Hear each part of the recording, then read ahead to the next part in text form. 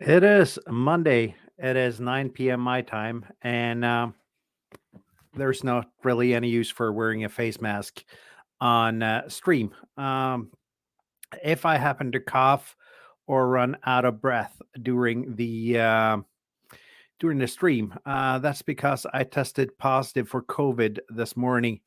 So good morning, good evening, good afternoon, good whatever to everyone. I see we have a good crowd in the stream already. Jim FAP Labs Radio is here. Kjetil LB4FH is here. William Northcote's here. Carl Eric's here. Bert's here. Stuart's here.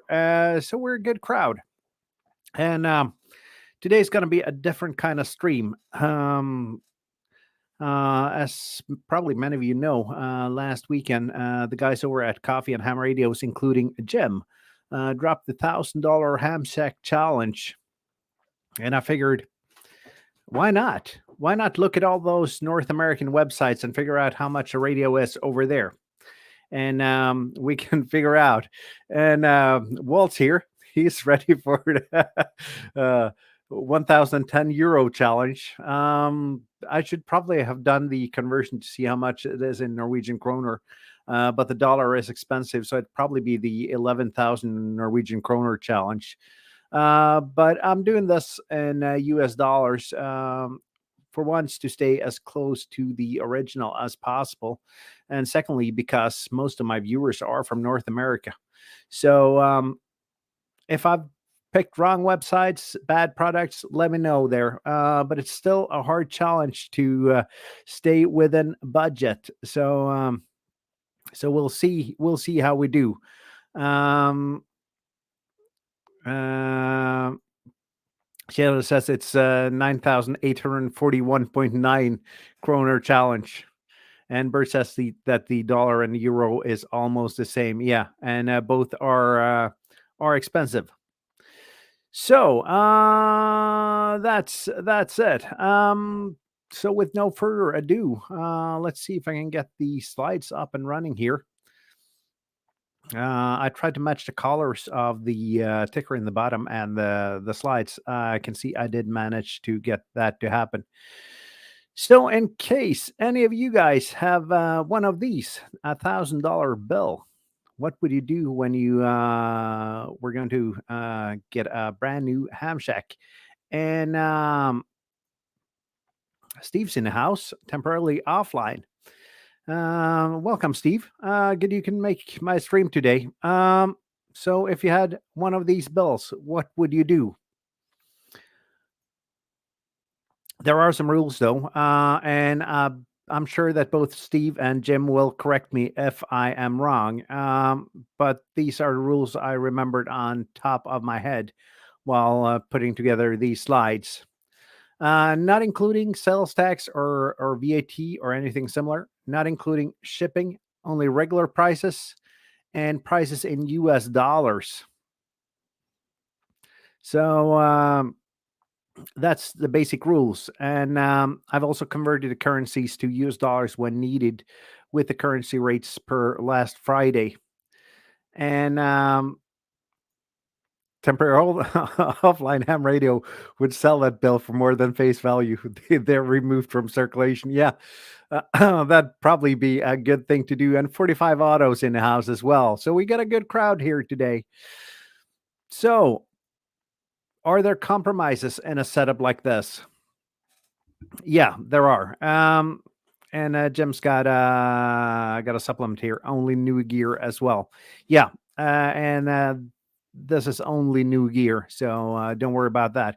There are some compromises here. Absolutely, you got to make some compromises in order to make $1,000 ham shack, just to be able to put that together. And HF or 2 meter 70, yes, both actually. As a new ham, if you have the rights to transmit in both segments, I'd make sure that you were able to do that. And QRP or QRO, neither. So that might be a little bit of a hint as to what I'm looking for as a radio. Shetel asks, do you have to pay for the shack too or outdoors operating? I'll get to that. Not assuming you're paying for the shack though. I'm assuming that you have a shack. I'm assuming that you have a computer since you're already viewing this on YouTube. Uh, so um, so we'll make that assumption for now. Uh, Portable or home shack, both. And remember, all within $1,000 US. Good afternoon, Anton, or god kväll, as we usually would say. Both are technically correct, though. So, with no further ado, the radio, the G90, um, which is um, which is 20 watts. Good compromise between QRP and QRO.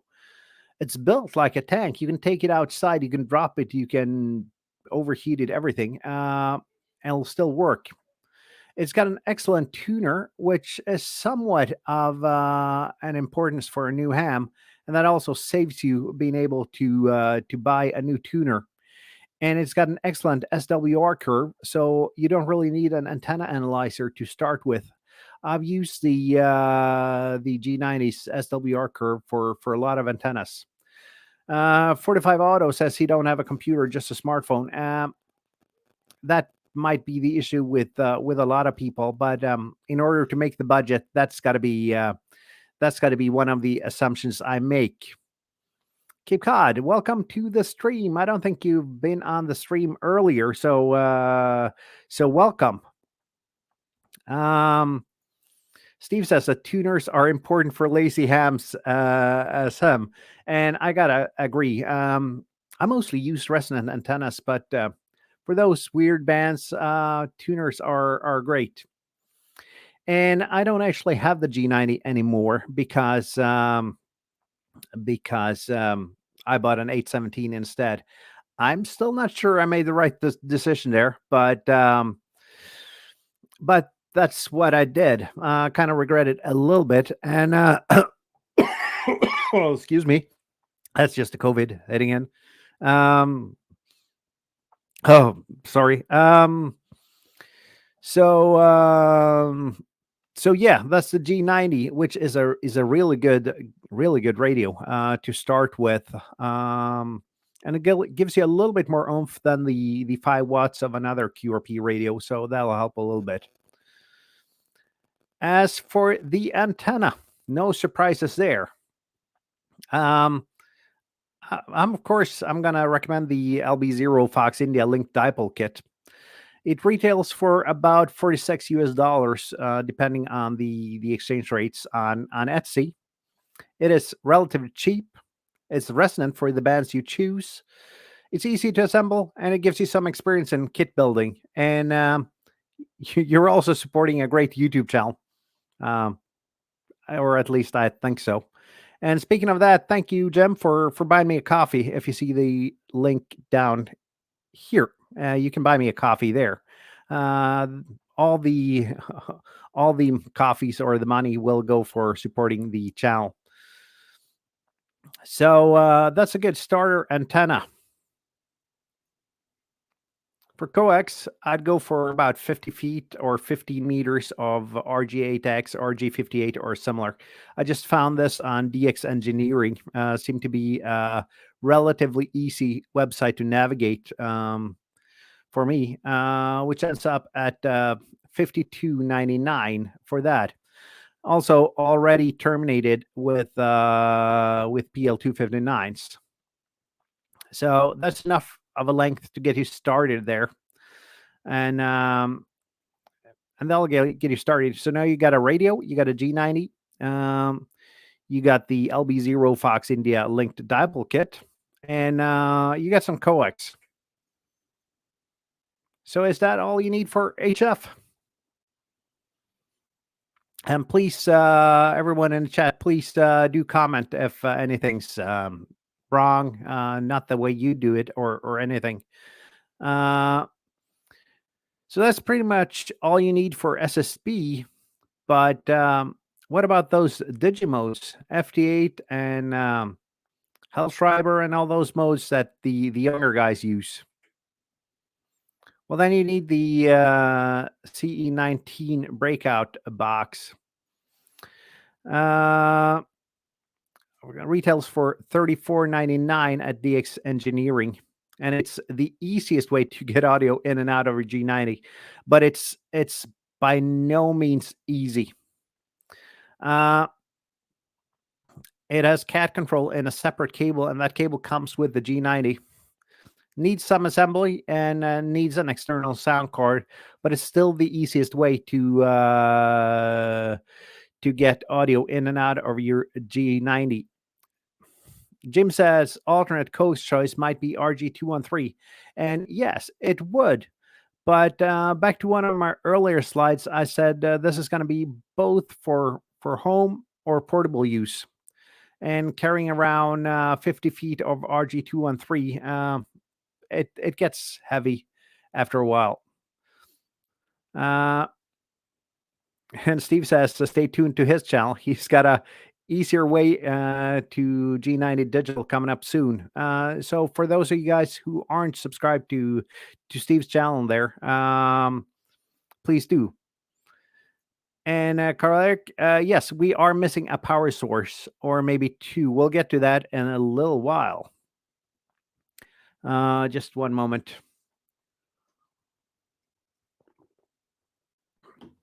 And Amateur Radios on the Air is here. Welcome. So for sound card, I've picked the Sabrent USB sound adapter. Retails for $8.99 on Amazon. I haven't used this exact sound card, but I got similar sound cards that I use, and they do the job. But this is the cheapest sound card I could find for this use, and it also gives you separate inputs and outputs for your radio. Steve says brown liquor. No, I'm sorry, it's not. it's Pepsi. I wish I had some brown liquor though. That might clear my COVID throat. And Cape Cod asks if the G90 have wireless power. Don't worry, guys. We'll get to that. But I'm happy that you notice that already. First of all, how do you get your antenna up in the air, though? You could use a piece of rope, but with a link dipole that you gotta raise and lower to switch bands, it just is not practical, though. So I found the Soda Beams Tactical Mini. It's a great mast, both for portable and home use. Or you could do, as Willem says, use a balloon to raise your antenna. That would also be good. Or a tame seagull. They are free. Yeah, I haven't really seen those tame seagulls anywhere. But if you come across one, Chetil, please do let me know. That would be excellent for antenna deployment. And what are we missing? And I guess most of you guys have noticed that already. Power. So power supply or battery. I've gone for both. A power supply when you're home and a battery when you're out portable, just to give you some flexibility there. So Walt's using the Schnick power supply for the G90 when traveling. $39 on Amazon. Get the 7-amp one. I actually didn't see that one. I'll have a look into that. That might make the budget a lot friendlier, though. And Ben here, Spotted Jutting Amateur Radio, he used rope and fishing line for getting the antennas up in the air. I've done that as well with a good sinker, as he says here. That's also a really, really good solution for that. I see Cape Cod CNC also does that. But as a power supply, I've chosen a 30-amp power supply. And that's actually for when you expand your shack, because that's got enough power when you get a 100-watt rig and a 2 meter, 70 centimeter mobile rig. You can power both with that.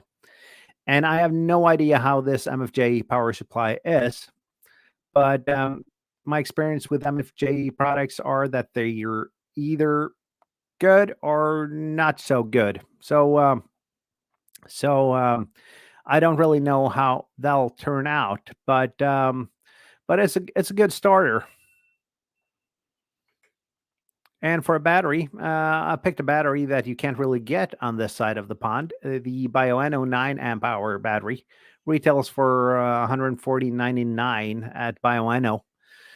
And it was the biggest LiFePo 4 battery I could fit within budget. And I picked the package, including the charger, so you're all set to go. So, what's missing now? You need some power poles. And I don't know, I've just did a video on power poles and the difference between cheap power poles and real power poles. But this is packaged for 35.69. You get power poles, you get a crimper, and everything you need. The crimpers are probably good enough, but the power poles might not be optimal, as you can see in that power pole video I just made. Takes a little bit more work, but you'll still get power poles on your cables there. And I use power poles on everything, and I assume most of you guys do as well. It's just an easy way of being able to connect your gear really, really easily. And now for the final, is anything missing on the HF part question? I don't really think so. So the total for HF setup for home and portable, uh, let's see here. Uh, the way I say power poles might make him the only Baltimore Norwegian. Thank you, Steve. Thank you. But the total for HF and portable use, and please do excuse the comma there. It should be a period in English, comma in Norwegian. But $938 and 60 cents. Walt used alligator clips and electrical tape for his power connections.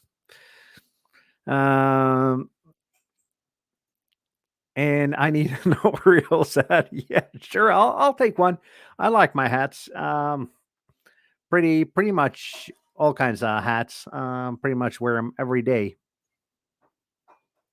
And the G90 used the little lovely Tamiya mini connectors by default, though. They suck. Yeah. I wasn't thinking about replacing that, though. I was just thinking about putting a pair of power poles on the end. Jim can speak Norwegian punctuation. That's good. And I'm probably the only Norwegian Steve knows. And for Anton, that's a little bit closer. I'm one of few Norwegians. William used to use banana connectors, but they turned brown and useless. Yeah. No, I actually like the power poles. It took me a while to switch to power poles, but sorry. Excuse me. I hope that wasn't too loud. Took me a while to switch to power poles, but I haven't regretted one day. And should power go out and I have a noiseless environment at home, I can just plug in a battery where I usually plug in my power supplies, and everything would be up and running.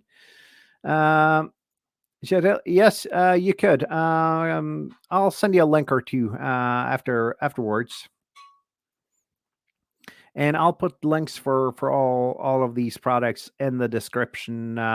Not probably not right after the stream, but at least in a day or two. And what about 2 meters and 70 centimeters, though? Personally, I'd like a big 50-watt mobile rig, but there's not enough cash left. So I'm going to go for the cheapest radio that isn't a Baofeng that I'm doing a little bit of testing on at the moment. So, oh, sorry.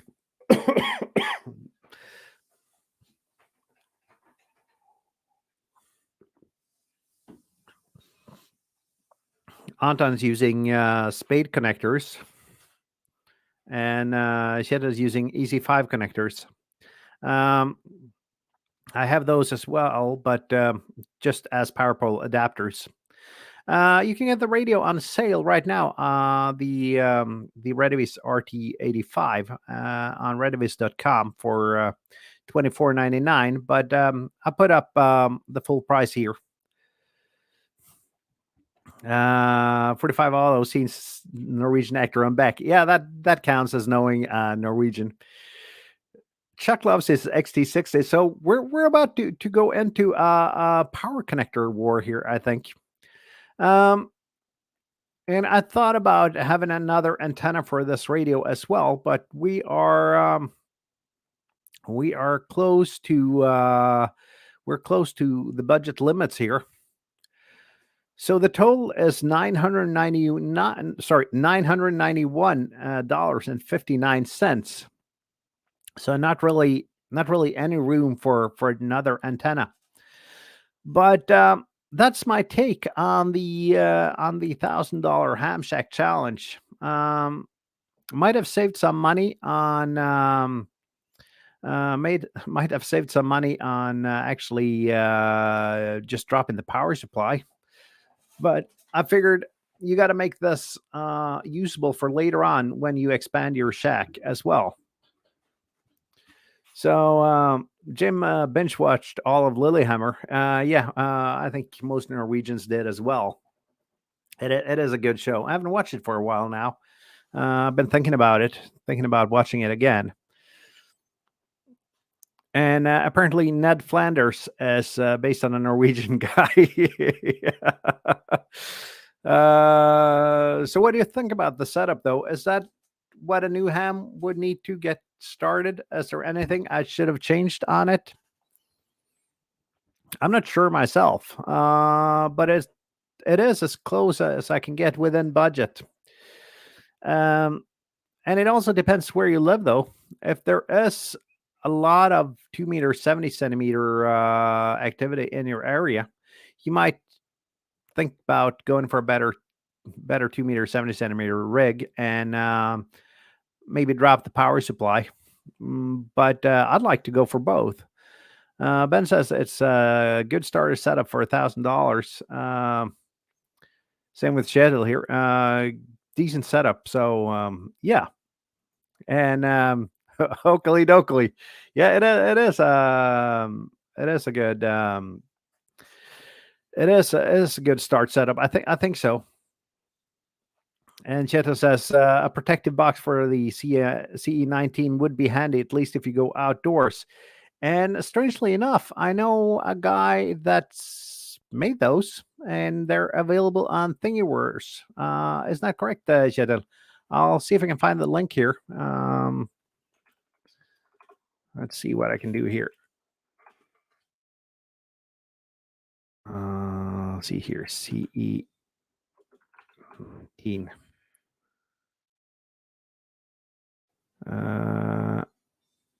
I can actually find that by searching. Let's see what I can find.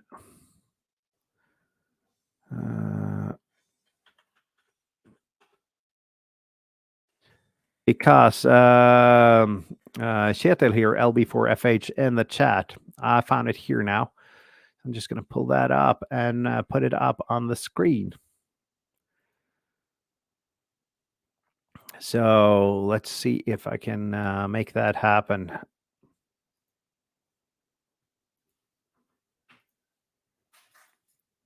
And there we go. There's the protective box for the CE19. And Walt learned Swedish by listening to Kent. Yeah, that's close enough. So Yeah, that is Norwegian and Swedish are close. So it is like Appalachian is the British English. And speaking about that though, I got a funny story about that because I consider myself relatively good in English. But about 5 years ago, I went to Gatlinburg, Tennessee, stayed at a hotel there, and I couldn't really couldn't really understand the guy at the hotel reception though, um, because my redneck skills are not good at all. But at least I got the room though. So uh, Anna says it looks like a complete package. Not sure if I would be including stuff for Digimode if also going outdoors. And that's a good point, though. I rarely do Digimodes when portable. I mainly do Digimodes when I'm doing other stuff in the shack and doing a little bit of FD8 in the background.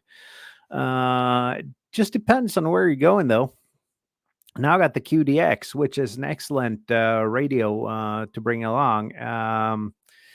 If you're doing Digimodes portable,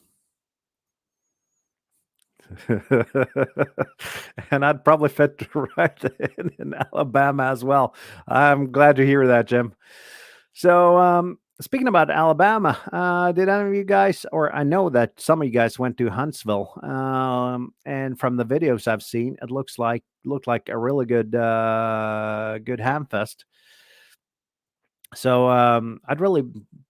I'd really like to go to one of those big Hamfests once, whether it's Huntsville, it's Hamcation, it's oh sorry, COVID's kind of stubborn. The one in Ohio, and not speaking of Friedrichshafen in Germany. So, but it all comes down to budget, and to put it simply, my shack is more expensive than than the $1,000 budget that I had here. So, um, and speaking about bad nosy, you have to marry your sister. And according to Kjetil, people don't do that here in Norway, except in a county called Østfold. And yeah, that's here. This is the redneck part of Norway. And Walt says after all the Huntsville videos, he could draw a map and tell you where everything is located. Yeah. So I'll see what I can do in about a year's time. See where I end up. I've been thinking about Friedrichshafen. Um, I have more teeth in this than Alabama. Okay, so this has turned from the $1,000 shack challenge to my looks. I'm not sure I like the way this is going. So Kjetil would love to go to Friedrichshafen. And I've looked. It's about 1,600 kilometers or 1,000 miles. About a 16-hour drive from here, as far as I could see on Google Maps. Or you could just fly down, which would probably be easier, but leave you less room for buying stuff there. So it all comes down to what your plans are, though. I tried to ask my daughter if she'd like to go to Friedrichshafen. She's taking German in school, um, and she said no when she understood what it was. 45 Auto says that 1,000 miles is just a day trip for TO. So, and it's expensive to get to Friedrichshafen by plane. You have to switch or take trains part of the way. Yeah, I've seen that. So no direct flights, which kind of is the issue with most Hamfests, probably except for Hamcation in Orlando. You can pretty much fly into Orlando from everywhere in the world. So, um,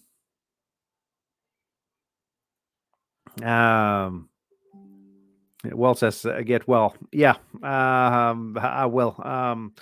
It's actually I've been sick for I've been sick for about 3 days, a little bit. Didn't test positive until this morning, so hopefully it'll pass soon.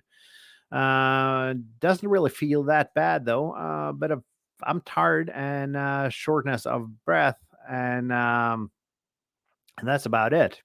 So hopefully, in a couple of days it'll be better. Jim tried to bring his 11-year-old daughter to Huntsville. But then again, Huntsville is no exotic location for you, though, Jim. So, and the RSGB, I guess it's not, it's convention and not conversation there, Andy. But that'd be a fun trip as well. So, where in the UK is that, Andy? Is it somewhere that's easy and relatively cheap to fly into? So, and Anton's gonna try to get his 9-year-old to have it.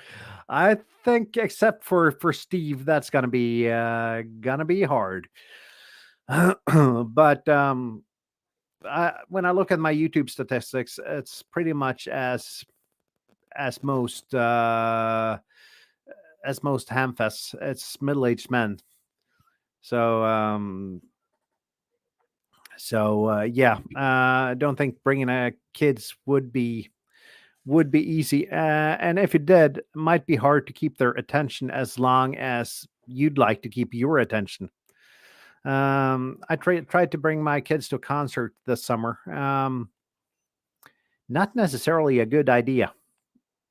Uh, but they have phones and YouTube, so that kind of halfway saved the concert.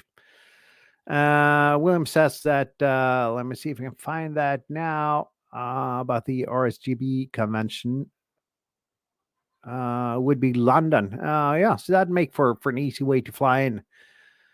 So, and Anna's daughter made the only DX contact during his holidays to a lighthouse in Israel. Yeah, that's excellent.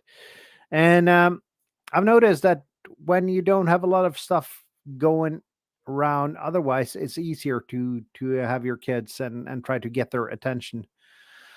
But it's by no means easy.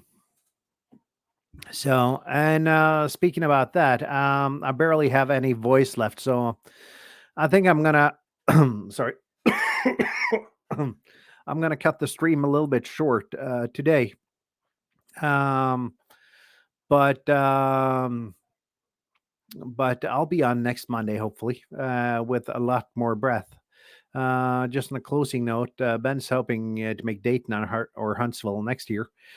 So, and those hamfests are extremely funny. So, and extremely nice to go to because you meet people that have the same hobbies and interests as you got, and people don't look at you strangely because you speak about RF and coax for a while. So, that's a good thing. To maybe switch to FT8. Yeah, wouldn't be much of an interesting stream though. So, I'm gonna cut this short.